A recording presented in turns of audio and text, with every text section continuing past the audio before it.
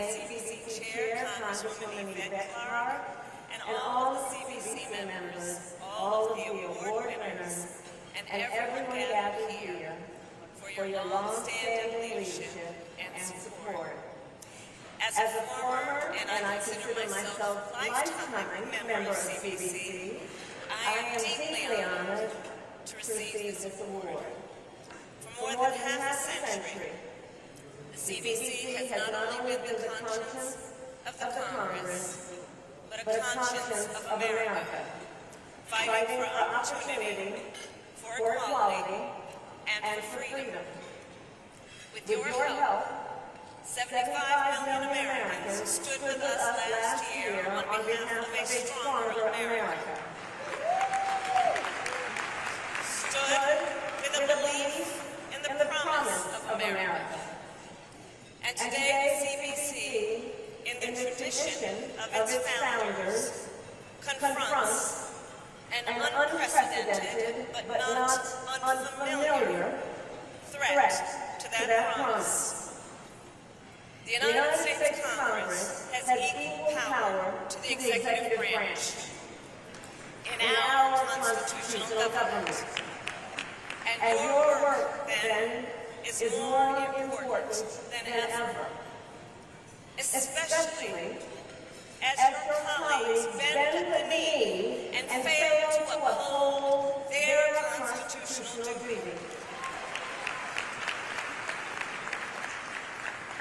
With each day, we are witnessing a president who has lined his own pockets and those of the super rich, while he raises tariffs on the backs of working people, cuts SNAP and Medicaid, ignores science, ends the war on cancer, and deploys the United States military to the streets of America. And let us be clear, we predicted all that. But CBC, what I did not predict was the capitulation. The universities, law firms, media corporations, the titans of industry who have been so quick to kneel before a tyrant.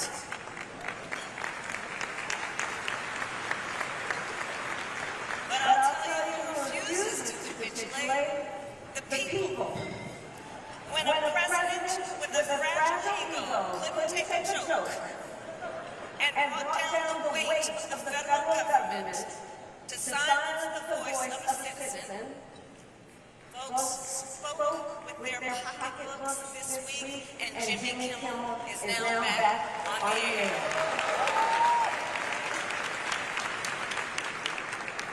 And when Dr. Jamal Bryant issued a call to speak with your pocketbooks, the power of the people was also demonstrated.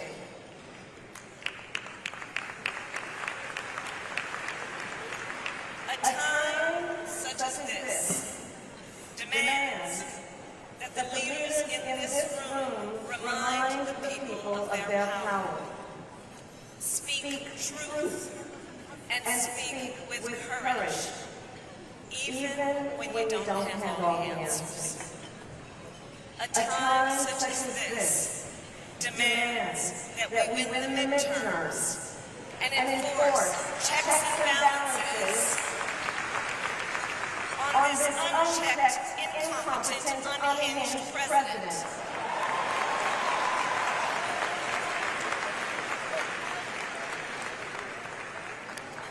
Yesterday, I had the joy of visiting students at my alma mater, Howard University.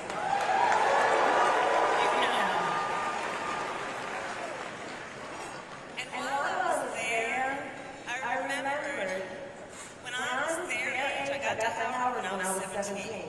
When I was their age, Ron Reagan was president. And the extreme right wing was hatching the long-term agenda that is being swiftly implemented today, enhanced today by propaganda and misinformation. And recall, they played the long game, working for decades to take over state houses, gerrymander districts, stack the Supreme Court, and create the radical blueprint currently being used by this administration. As I have written, the current president is their vehicle.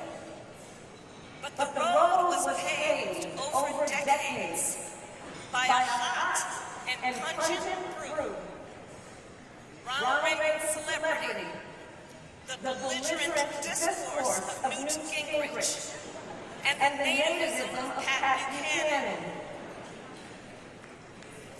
CBC, we have some deep work to do.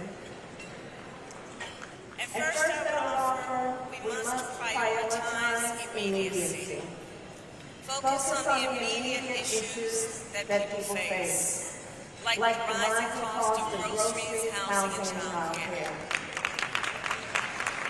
Second, we cannot allow them to gaslight us by suggesting that the powerless and not the powerful are responsible for our predicament. And finally, please let's get over the savior complex, which suggests one individual can save us. Come on. Because Democrats, we have so many stars. We have so many stars, and many of them are in this room right now. You are the leaders who are up for the fight. You are leaders who have courage. You are leaders who speak truth. Leaders who know that at a time such as this, it demands one thing for sure. We must fight fire with fire.